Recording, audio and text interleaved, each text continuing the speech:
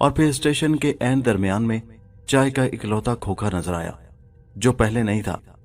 यकीनन अब ही मकामी लोगों ने बनाया होगा। मैं टहलते टहलते उसी जानिब गया, एक चाय की प्याली मंगवाकर हाथ में थामे स्टेशन का जायजा लेने लगा। चाय की चुस्कियां भरते उन चंद खाली शापरों को देख रहा था जो यकीनन लोगों के फेंके हुए थे और अब हवा के रहमो करम पर इधर से उधर घूम रहे थे। चंद लोगों के अलावा स्टेशन पर कोई ना था। मैं चाय पीने के बाद स्टेशन से निकला। सर्दी बढ़ती जा रही थी। स्टेशन के बाहर अक्सर तांगे खड़े होते थे, लेकिन आज कोई ना था। शायद सब सवारियां लेकर जा चुके थे और कुछ मैंने भी अपना वक्त चाय पीने में गुजार दिया था। जैकेट के पूरे बटन बंद करके मैं अब पैदल ही चल पड़ा। स्टेशन से सीधा रास्ता अंदर बाजार की तरफ जाता था। ये 5-6 गांव के लोगों के लिए वाहिद बाजार था जहां जरूरत की चीजें मिल जाती थीं।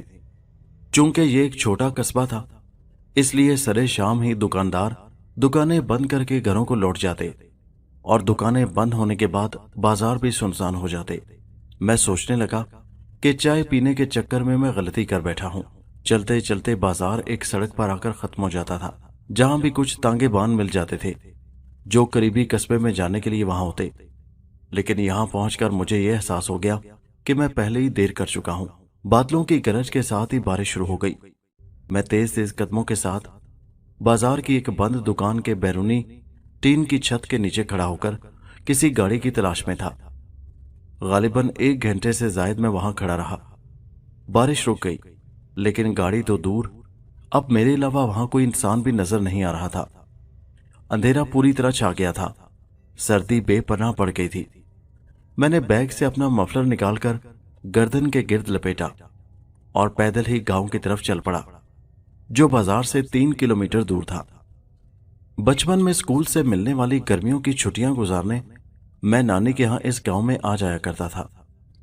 नानी का घर गांव के आखिरी कोने पर था, जिसकी दोनों जानिब दरवाजे थे।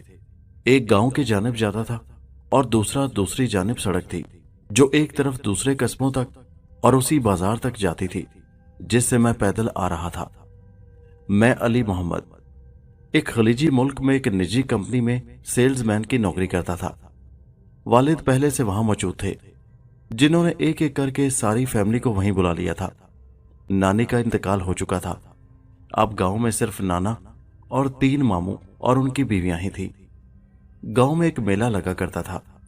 मैं उसी मेले को देखने आया था।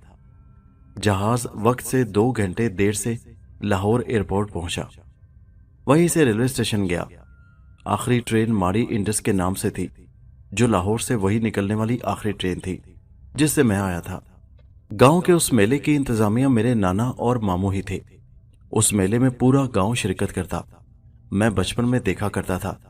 रंग बिरंगी बर्फ वाली कुल्फियां, लकड़ी की बंदूक, मिट्टी के लट्टू, कागज की कश्तियां, ये सब मैं फिर से देखना चाहता था। अपने गांव, अपने बचपन को याद करने की एक तड़प थी। इंसान जिंदगी में किसी भी मकाम पर पहुंच जाए, लेकिन उसकी जिंदगी के माजी के कुछ ऐसे लम्हात होते हैं जिन्हें वो कभी भुलाना नहीं चाहता। जब वो जिंदगी की भागम भाग से थक जाता है, तो वह अपने माजी के उन लम्हात की तमन्ना करता है जिसमें वो कभी बेफिक्री से भरपूर जिया था। तभी मैं भी अपनी मसरूफ तरीन जिंदगी में से